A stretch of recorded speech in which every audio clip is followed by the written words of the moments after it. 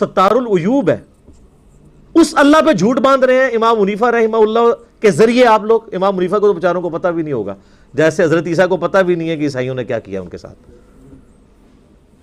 وہ اللہ جو ستار العیوب ہے، گناہوں کو پہ پردہ ڈالنے والا ہے، وہ امام حنیفہ کو لوگوں کے گناہ دھلتے ہوئے دکھائے گا۔ یہ کرامت ہے، اس کو کرامت آپ کہیں گے؟ یہ تو توہین ہے اللہ کی۔ تو حضرت آج ایک سوال میں آپ سے یہ پوچھیں گے کہ حضرت آپ جانتے ہیں مشہور واقعہ حضرت امام ابو حنیفہ رحمہ اللہ کے متعلق کہ آپ کو اللہ تعالیٰ نے خاص کشف کی وہ صلاحیت دی تھی کہ آپ کسی بھی نمازی کے جو وضو کا پانی ہوتا تھا اس میں اس نمازی کے گناہ جھڑ رہے ہوتے تھے تو وہ دیکھ لیتے تھے۔ تو یہاں تک آتا ہے کہ پھر حضرت امام ابو حنیفہ رحمہ اللہ نے یہ اللہ سے درخواست کی کہ اللہ میں یہ گناہ نہیں دیکھنا چاہتا ہوں اور مجھ سے یہ کشف کی جو صلاحیت ہے سلب کر لے، تو اللہ تعالیٰ نے وہ بھی سلب کر لی تھی۔ تو حضرت آج کے کچھ نام نہاد آدھے پونے پڑے ہوئے مولوی انجینئر ٹائپ کے لوگ وہ یہ اعتراض کرتے ہیں کہ اللہ تعالیٰ تو ستار العیوب ہے، وہ تو اتنا بڑا ستار العیوب ہے کہ قیامت والے دن بھی اپنے بندوں کے عیوب کو ڈھانپے گا اور لوگوں کے سامنے ظاہر نہیں کرے گا، اور تو وہ ایک دنیا میں ایک بزرگ کو کیوں یہ صلاحیت دے دیں گے کہ وہ دوسروں کے گناہ چیک کرتے پھریں؟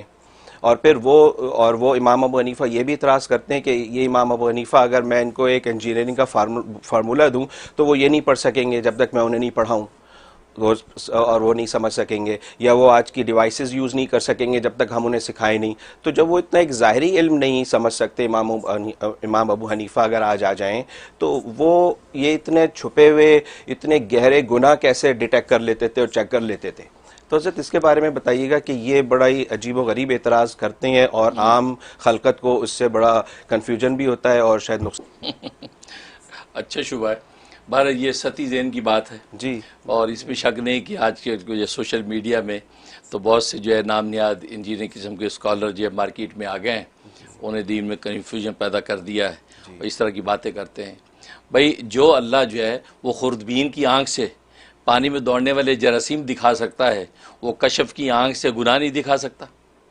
اللہ آج خوردبین کی آنکھ سے آپ جو دوڑنے والے جراثیم دیکھ لیتے ہیں، حالانکہ بظاہر پانی میں جراثیم نظر نہیں آتے ہیں، تو وہ اللہ جو ہے وہ کشف کی آنکھ سے جو ہے وہ گناہ دکھا نہیں سکتا پانی میں؟ جی بالکل، ٹھیک ہے نا۔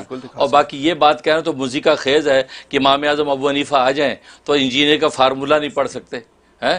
تو میں یہ کہتا ہوں کہ اگر جو آئنسٹائن آ جائے تو قرآن کی ایک آیت تلاوت نہیں کر سکتا، ایک حدیث کی تلاوت نہیں کر سکتا، تو اس کا مطلب آئنسٹائن کی جو سائنسی تحقیقات جو چیلنج ہو گئی ہیں، اس کی تحقیقات کا آپ انکار کر دیں گے؟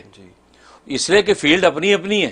امام اعظم ابو حنیفہ کی فیلڈ علم و معرفت ہے، وہ علم و معرفت کا شاہ سوار ہے۔ آئنسٹائن کی اپنی فیلڈ ہے سائنسی تحقیقات، وہ اس کی فیلڈ ہے، اور اپنے اپنی فیلڈ کے اندر جو ماہر ہوتا ہے اس کی مہارت کو ماننا پڑتا ہے، ٹھیک ہے نا۔ اور اسی طریقے سے اور پھر اللہ کا ستارہ عیوب ہونے کا مطلب یہی ہے کہ جو وہ نام نیا اسکالر سمجھ رہا ہے تو پھر چور کو چوری پر ہاتھ کیوں کاٹا جاتا ہے، زانی زنا کے سنسار کیوں ہوتا ہے، قاتل کیوں پکڑا جاتا ہے، تو اللہ نے سب کے پردے کیوں نہیں رکھے؟ زانی زنا کرتا کیوں پکڑا گیا؟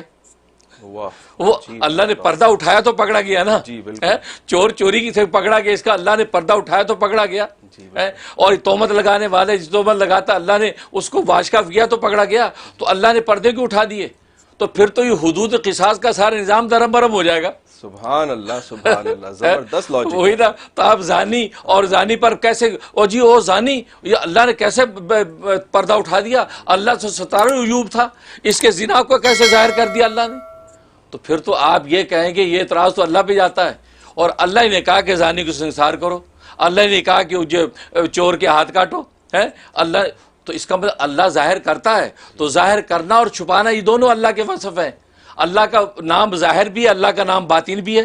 بے شک، کسی پر ستاری کا پردہ تانتا ہے، کسی پر نہیں تانتا، یہ تو اس کی مشیت اور مرضی ہے۔ بالکل ہے تو بالکل اسی طریقے سے امام اعظم ابو حنیفہ رحمۃ اللہ علیہ کو اللہ نے یہ کشف کی آنکھ دے دی کہ وہ جو اس کے اندر گناہ دکھا دیے، اور یہ گناہ دکھانا اس میں تو نبی کی بات کی تصدیق ہے بھائی، اس لیے کہ نبی ترمذی کی حدیث میں فرما رہے ہیں کہ جب وضو انسان کرتا ہے تو وضو سے اس کے گناہ جھڑتے ہیں، جب کلی کرتا ہے تو منہ کے گناہ جھڑتے ہیں، جب چہرہ دھوتا تو آنکھوں کے گناہ جھڑتے ہیں، جب ہاتھ دھوتا تو ہاتھوں کے گناہ جھڑتے ہیں، کانوں کا مسح کا تو نبی نے ترمذی کی حدیث پہ خود فرمایا کہ وضو جب کرتا ہے وضو کرنے والا تو اس کے گناہ وضو کے اندر دھلتے ہیں، جھڑتے ہیں۔ تو امام اعظم ابو حنیفہ کو جھڑتے ہوئے نظر آنا یہ تو نبی کی بات کی تصدیق ہے۔ تو آپ مصدق کا انکار کر کے اس کا مطلب آپ مصدق کا انکار کر رہے ہیں، کیونکہ جو چیز تصدیق کرنے والی ہو اس تصدیق کرنے والے کا آپ انکار کریں گے تو کس کی انکار ہوگا؟ جس کی تصدیق کی گئی۔ جیسے نبی کے قرآن کا انکار کرنے والے وہ تورات انجیل کے بھی منکر ہیں، کیونکہ قرآن تو ساری کتابوں کی تصدیق کرتا ہے، تو مصدق کی تصدیق اصل میں مصدق کی تصدیق ہوتی ہے۔ تو اگر امام اعظم ابو حنیفہ ڈیٹیکٹو کر کے چیزیں بتا رہے کہ دیکھو میں گناہ جھڑتے دیکھ رہا ہوں، اللہ نے مجھے کشف کی نور میں دکھایا ہے، تو آپ کیا ماشاءاللہ دیکھو نبی کی حدیث صحیح ہو گئی، کیونکہ نبی نے فرمایا تھا۔ جیسے نبی نے فرمایا تھا کہ بھی میری امت میں ایک شخص جو ہے وہ شداد کی جنت دیکھے گا۔ اب اگر کوئی جنت نہ دیکھتا تو نبی کی بات کی تصدیق تو نہ ہوتی نا، لیکن ایک صحابی تمیم داری رضی اللہ تعالیٰ کو اللہ نے وہ جنت دکھا دی، عراق کے قریب ہے وہ جنت، اور وہ جا کے دیکھی، تو تصدیق کس کی ہوئی؟ نبی کی بات کی تصدیق ہوئی۔ آپ کا نبی سچ ثابت ہوا، ان کی صادق ہونا ثابت ہوا۔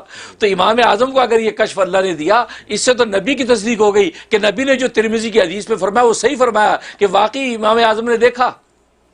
ٹھیک۔ اور پھر دوسری بات یہ ہے کہ فارمولہ جو ہے ابو حنیفہ نہیں پڑھ سکتے، تو میں نے بتایا تو آئنسٹائن جو ہے وہ تو قرآن کی ایک تلاوت نہیں کر سکے گا، وہ حدیث تلاوت نہیں کر سکتا، بلکہ وہ نام نہاد جو انجینئر قسم کے اسکالر ہے، تو میں جو ہے وہ اس کو کہتا ہوں کہ بخاری شریف کا ایک پارہ بغیر اعراب رکھے لگے ہوئے حدیث تلاوت کر کے دکھا دیں، وہ ایک پارہ بخاری شریف کا بغیر اعراب لگے تلاوت نہیں کر سکتا۔ تو معلوم ہے کہ فیلڈ اپنی اپنی ہے، ان کی انجینئرنگ کی فیلڈ ہے، ان کی علم و مار کی فیلڈ ہے، وہ فلاں کی قانون کی فیلڈ ہے، اپنی اپنی فیلڈ کے اندر مہارت کا اعتراف تو خود نبی نے کیا۔ صحیح حدیث میں نبی کریم صلی اللہ علیہ وسلم ایک مرتبہ تشریف لے جا رہے تھے تو صحابہ کرام رضوان اللہ علیہ مجمعین کو دیکھا کہ وہ جو نخل یعنی کھجور کے درختوں میں کچھ پیوند کاری کر رہے ہیں۔ فرمایا کہ یہ پیوند کاری کیوں کر رہے ہو؟ تعبیر النخل، یہ تعبیر النخل کیوں کر رہے ہو؟ کہا یا رسول اللہ صلی اللہ علیہ وسلم جب ہم تعبیر نخل کرتے ہیں تو زیادہ پھل آتا ہے، کھجوریں زیادہ اگتی ہیں۔ آپ فرمایا کہ یہ خام خواہ اللہ پہ توکل کرو، اللہ پہ اعتماد کرو، اللہ کی مشیت جتنا رزق آئے گا، چھوڑو یہ کیوں کرتے ہو یہ جزیات۔ آپ نے یہ فرمایا تو صحابہ نے یہ کہا کہ نبی نے پسند نہیں کیا، چھوڑ دیا، تو تعبیر نخل نہیں کی۔ اس سال کھجوریں کم ہوئیں تو نبی کریم صلی اللہ علیہ وسلم پوچھا کیا ہوا، کھجوریں کم کیوں ہوئیں؟ کہ یا رسول اللہ صلی اللہ علیہ وسلم ہم ہمیشہ تعبیر نخل کرتے ہیں، اس دفعہ پیوند کاری کی نہیں کیونکہ آپ نے منع فرما دیا تو اس لیے ہمارا پھل کم ہوا، ورنہ پھل اس سے زیادہ ہوتا ہے۔ اس پر نبی نے کیا فرمایا کہ انتم عالم بامور دنیاکم، فرمایا کہ تم دنیا کے امور مجھ سے زیادہ جانتے ہو، لہذا دنیا کے معاملات جیسے جانتے ویسے کیا کرو۔ اللہ اکبر۔ تو نبی نے ان کی مہارت کو مان لیا کہ یہ زراعت کرنے والے، یہ کاشتکار صحابہ یہ اس فیلڈ کے ماہر ہیں، لہذا وہ جانتے تعبیر نقل کرنے سے پھل کیسے بڑھتا ہے۔ میری فیلڈ تو دین اور وحی ہے، میری وہ فیلڈ نہیں ہے۔ آپ خود انتم عالم بامور، عالم کا لفظ استعمال فرمایا کہ تم دنیا کے معاملوں کو زیادہ جانتے ہو، لہذا تعبیر نقل کی اجازت دے دی، صحابہ نے تعبیر نقل کیا، پھل زیادہ ہوا۔ تو معلوم ہے کہ نبی نے خود مان لیا کہ جو جس فیلڈ کا ماہر ہے اس کے اندر با کمال۔ اب امام اعظم ابو حنیفہ علم و معرفت کے میدان کا شاہ سوار ہے، اس علم و معرفت میں کامیاب۔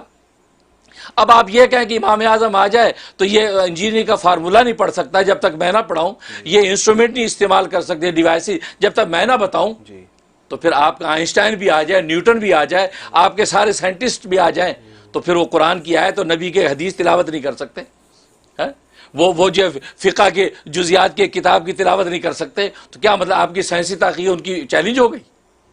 اور یہاں تو نبی خود فرما رہے ہیں کہ یہ تعبیر نقل کے معاملے تم ہی جانتے ہو، مجھے خبر نہیں، بلکہ اس سے بڑھ کے میں کہوں ان کی بے ادبی کو، اس نام نیاد انجینئر اسکالر کی بے ادبی پر میں کہوں کہ نبی بھی آ جائیں تو نبی بھی آپ کا فارمولہ نہیں پڑھ سکیں گے، تو خدا نخواستہ آپ نبی کی اتھینٹسٹی کو چیلنج کر رہے ہیں۔ آپ جس انجینئر فارمولے کی بات کر رہے ہیں نبی کے سامنے لکھ کے بتائیں، نبی پڑھ لے گا؟ نبی تو اپنے زمانے میں عبرانی زبان نہیں پڑھ سکے۔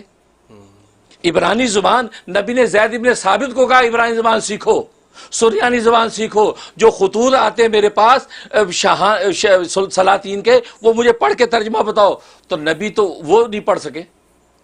اس کا مطلب ہے کہ نبی کی پھر وہ وحی کے ذریعے غیب کی جو باتیں نبی بتاتے ہیں وہ آپ کے نزدیک پھر ناقابل اعتبار ہو گئی؟ نہیں ہوئی نا.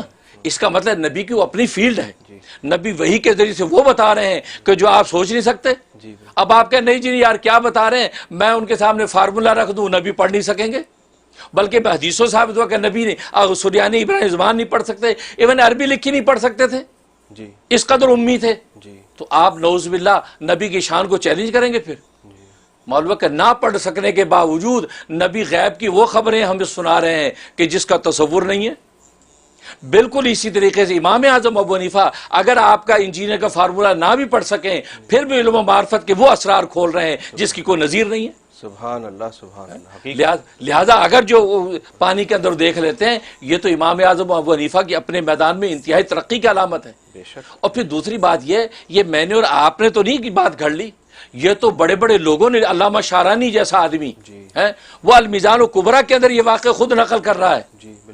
تو اگر کسی کو اعتراض ہے تو علامہ شارانی پہ اعتراض کرے, اتنا مائی کا لال ہے تو وہ میرے اور آپ پہ اعتراض, ہم تو اس کو نقل کر رہے ہیں. اس کا میں جھوٹ خدا نہ خواستہ علامہ شارانی نے بولا جو حنبلی فقہ کا بہت بڑا امام ہے.